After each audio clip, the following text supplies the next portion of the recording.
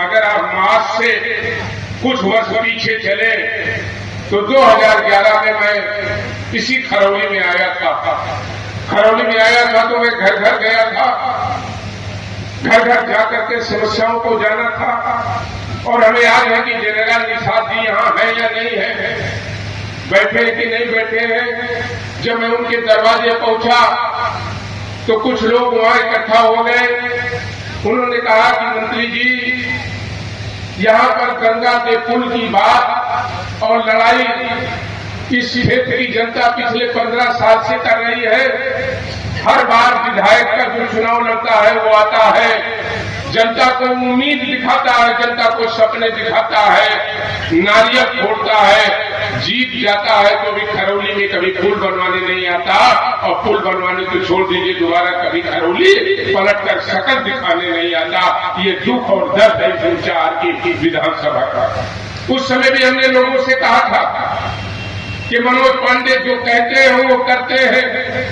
अगर ऊंचाहार की सामान्य जनता ने हमें मौका दिया तो कोई दुनिया की ताकत ऊंचाहार रायबरेली को फतेहपुर से जोड़ने में रोक नहीं सकती। और आप सबने जिताया और 1 साल के अंदर प्लाटून पुल बनवाने का काम किया और 4 साल के अंदर पक्का पुल हमने खरौली में देने का काम किया 228 करोड़ की लागत से। और जो पुल नहीं दिया उसी खरौली जहां पर 80% सड़कें खराब थी, चलने लायक नहीं थी, उसी खरौली में 19 रोडें 2013 से लेकर 17 तक और 6 रोडें हमने 17 से लेकर के 22 तक, चाहे वो सीसी रोड हो चाहे डामर रोड हो, उन्हें भी बनवाने का काम किया और जनता की सुगमता को बढ़ाने का काम किया। इसी खरौली के तीर के पूर्व में जब पानी गिरने लगता था तो जिनके परिजनों का देहांत हो जाता था, जो मिट्टी लेकर के जाते थे, पानी गिरने लगता था तो जलाने की स्थिति नहीं होती थी, दाह संस्कार नहीं हो पाते थे।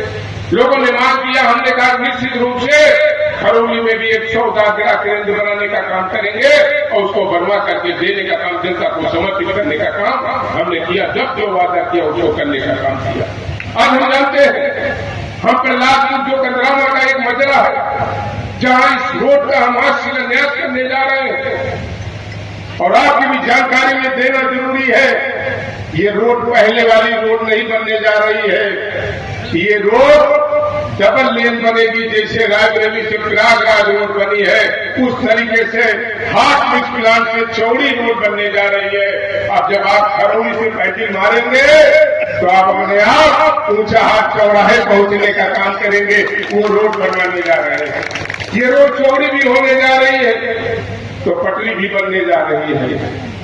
हम जानते हैं कि जब पुल बन गया तो आवागमन भी बढ़ गया, और आवागमन बढ़ गया तो लोगों को सुविधा भी मिलनी चाहिए। और ये रोड कोई नई नहीं है, एक इसी तरीके की रोड जगतपुर से गलमऊ और एक रोड चढ़रई से लेकर गोकना, और आज उसी तरीके की ठीक उसी तरीके की तीसरी रोड ऊंचाहार से खरौली भी आपके सहयोग और आशीर्वाद से आज हम बनाने में सक्षम होंगे, जो ये शुरू होने जा रही है।